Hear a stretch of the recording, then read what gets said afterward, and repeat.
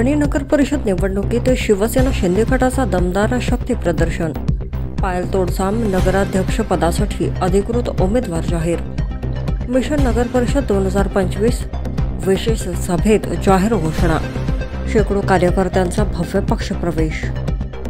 आगामी वणी नगर परिषद निवडणुकांसाठी शिवसेना शिंदे गटाने दमदार शक्ती प्रदर्शन करत नगराध्यक्ष पदासाठी अनुसूचित जाती प्रवर्गातील उच्च शिक्षित पायल तोडसाम यांची अधिकृत उमेदवार म्हणून घोषणा केली आहे. ही घोषणा शिंदे गटाचे यवतमाळ जिल्हा संपर्क प्रमुख हरिहरभाऊ लिंगमवार यांनी हजारो कार्यकर्त्यांच्या उपस्थितीत केली. यावेळी पायल तोडसाम यांचा उत्साहपूर्ण सन्मान करण्यात आला. हिंदू हृदय सम्राट बाळासाहेब ठाकरे, धर्मवीर आनंद दिघे यांची प्रेरणा आणि उपमुख्यमंत्री एकनाथ शिंदे यांच्या नेतृत्वाखाली शिवसेना शिंदे गटाने स्थानिक स्वराज्य संस्थांसाठी विशेष रणनीती आखली आहे. त्यांचाच भाग म्हणून आज SB हॉल वणी येथे सायंकाळी 7 वाजता मिशन नगर परिषद 2025 या विशेष सभेचे आयोजन करण्यात आले होते. या सभेत नगराध्यक्ष पदाचा अधिकृत उमेदवार जाहीर करण्यासोबतच विजयकुमार चोरडे यांच्या नेतृत्वात शेकडो कार्यकर्त्यांनी शिंदे गटात भव्य प्रवेश केला. कार्यक्रमाची सुरुवात छत्रपती शिवाजी महाराज, डॉक्टर बाबासाहेब आंबेडकर आणि हिंदू हृदय सम्राट बाळासाहेब ठाकरे यांच्या प्रतिमांना पुष्पहार अर्पण करून करण्यात आली. यावेळी जिल्हा संपर्क प्रमुख हरिहरभाऊ लिंगमवार, जिल्हा संघटक विजयकुमार चोरडिया, जिल्हा सहसंपर्क प्रमुख विनोद मोहितकर, किरणताई विश्वासभाऊ नांदेकर, उपजिल्हा प्रमुख उमेश वैरागडे, विधानसभा संघटक किशोर नांदेकर, नगराध्यक्ष पदाच्या उमेदवार पायल तोडसाम, विधानसभा संघटिका संगीता मुरस्कर, लोकसभा अध्यक्ष विक्रांत चचडा, समन्वयक शुभम गोरे, मारेगाव तालुका अध्यक्ष विशाल गिरणेकर, शिवराज पेचे आदी मान्यवर उपस्थित होते. सभेत पक्षाच्या आगामी निवडणुकीसाठीच्या धोरणांवर, उपमुख्यमंत्री एकनाथ शिंदे यांनी केलेल्या विकास कामांवर तसेच जनकल्याणकारी योजनांवर सविस्तर चर्चा झाली. आगामी वणी नगर परिषद निवडणुकीत शिवसेना शिंदे गटाला एकहाती सत्ता मिळवून देण्यासाठी कार्यकर्त्यांना विशेष सूचना आणि मार्गदर्शन करण्यात आले. सभेला हजारोंच्या संख्येने कार्यकर्त्यांनी उत्साहपूर्ण उपस्थिती लावली होती. कार्यक्रमाचे सूत्रसंचालन वणी तालुका अध्यक्ष प्रसाद ठाकरे यांनी केले, तर सभेची सांगता राष्ट्रगीताने झाली. Wani news express bureau report.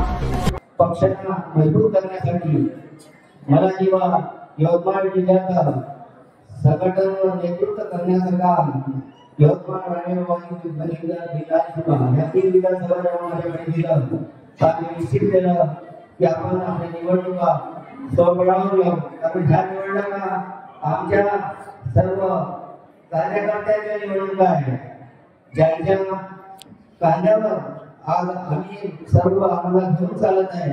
असे सर्व कार्यकर्ते त्यांच्या निवडणुका आहेत आणि त्यांना चांगली संधी भेटली पाहिजे.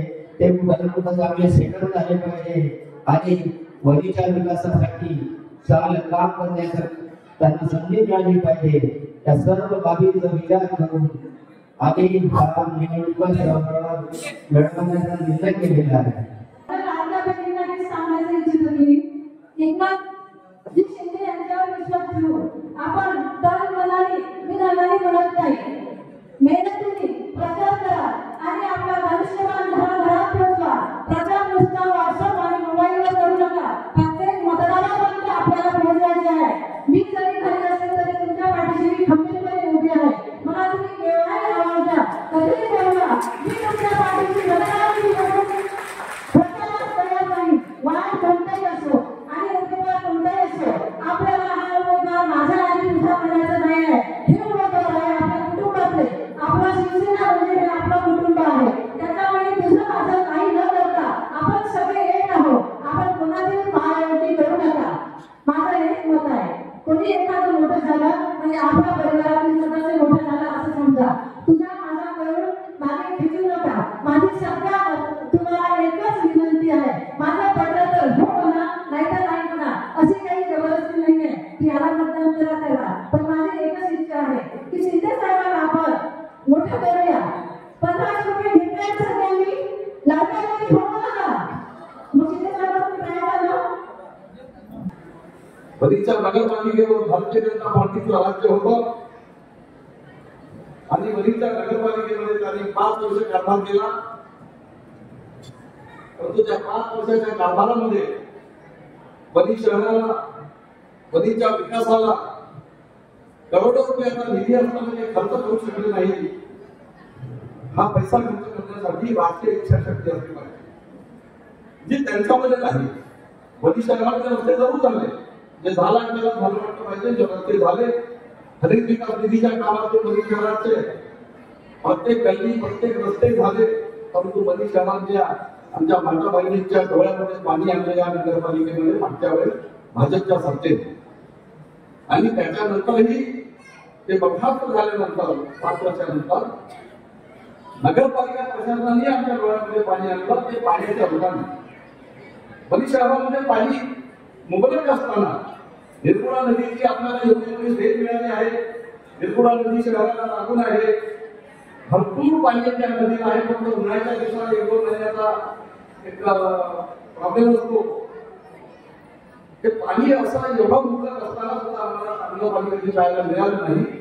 जेव्हा नगरपालिकेच्या आधीच्या काळामध्ये पाण्याचं वाटप हे नगरपालिका प्रशासन करत होती, नगरपालिका ठरत होती पाण्याचा प्रश्न चालवत होती, तेव्हा सुरळीत पाणी मिळत होतं. आम्हाला वणी नगरातल्या सर्व लोकांना 3 वेळ पाणी मिळत होतं.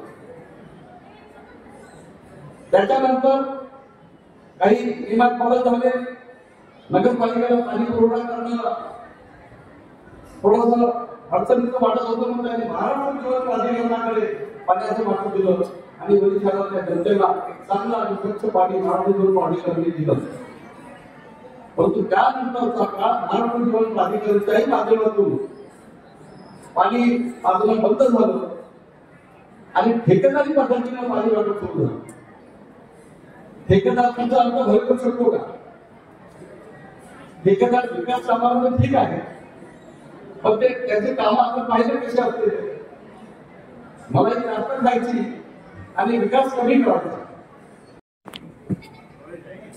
आई आहे, वडिलाचं क्षेत्र नाही, तरी तिनं संघर्ष करून शिक्षण घेतलं आणि शिक्षण नाही घेतलं सोबत सोबत ती उत्कृष्ट क्रिकेट प्लेअर सुद्धा आहे. विदर्भ क्रिकेट असोसिएशन मध्ये ती खेळली आहे आणि प्रावीण्य प्राप्त केले. अशी खिलाडी वृत्तीची उमेदवार म्हणजे निवड कशी झाली? खिलाडी वृत्तीची उमेदवार MBA केलं मार्केटिंग मध्ये, म्हणजे नक्कीच ती मताचं मार्केटिंग करेल, याबद्दल चर्चा नाही. खिलाडी वृत्ती आहे, सुशिक्षित आहे. विशेष म्हणजे तिच्या आईचा तिला भरघोस पाठिंबा. ती गृहिणी नाही, म्हणजे काम होते कसं, तुम्ही आता बाकीच्या लोकांचे, तुम्ही बाकी पक्षाचे तुम्ही नगरसेवक कॅन्डिडेट पहा, उमेदवार आम्ही फक्त उभा केला म्हणून मने केला तर पाहिल्यानंतर लक्षात येईल ही स्वतः नगर परिषदेचा सभागृह चालवण्यासाठी सक्षम उमेदवार आहे. घरी बसून जसे बाकीच्या पाया निवडून येतात आणि कारभार नवे करतात, वडील करतात, त्यापैकी ही मुलगी नाही. ते तुमच्या लक्षात आलं असेल. तर जिला निवडून देतो आपण, तिला योग्य पद्धतीने सभागृह चालवला पाहिजे ही मतदारांची अपेक्षा असते.